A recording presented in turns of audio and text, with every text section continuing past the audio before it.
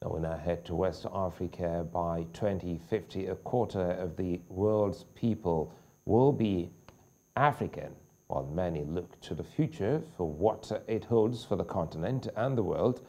Others focus on making today better for the millions of Africans already here. But those millions of Africans now have to contend with rising food and fuel costs, the effects of climate change, and economies struggling to recover from COVID-19. Now, the issues and challenges of the continent will be front and center at the opening ceremony of the African Development Bank Group's annual general meeting. News Central's TV Tolulope Adeleru-Balogun is in Accra, Ghana, and has the latest. The opening ceremony of the annual general meetings of the African Development Bank Group have kicked off what is expected to be days of intense conversations about Africa's adaptability and resilience to climate change. Running through the speeches was the fact that Africa has challenges and needs that the world's transition towards green energy sources must take into consideration. Dr. Akinwumi Adeshina, who is in his second term as the president of the group, was emphatic about what Africa will and will not accept when it comes to the just energy transition conversation. The year of return for people of African origin to return to Ghana, which has been quite successful. Well, today, Mr. President, you have so many participants from across Africa, from across the world for these annual meetings. I hope many of them stay and now return home because of the excellent hospitality of the government and the people of Ghana. To them, I say, Akwaba, welcome. Welcome to the gathering of the friends of Africa, the partners of Africa.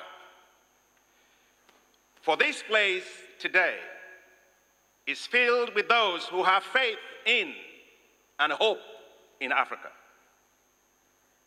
Yet, there are millions of Africans who we serve every day who are not here.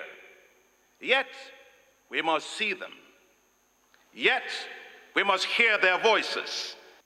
Yet, we must feel their needs in all that we do. For we do not represent ourselves. We represent them. Their lives are affected every day by climate change, majority of them women.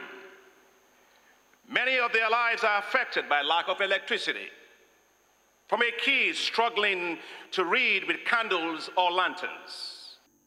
Ghana's President Nana Akufo-Addo, who pointed out the financing gap between the African Development Fund and the International Development Association, the concessionary arm of the World Bank in Africa, made the case for the AfDB becoming the dominant financing institution for Africa in the middle term. You're amongst the people who pride themselves on their sense of hospitality.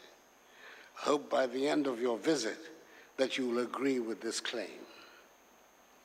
I'm particularly happy that I've been able to come to the opening ceremony of these meetings, the special place she holds as a beacon of stable democratic governance in Africa, as well as the proverbial warm hospitality of the Ghanaian people.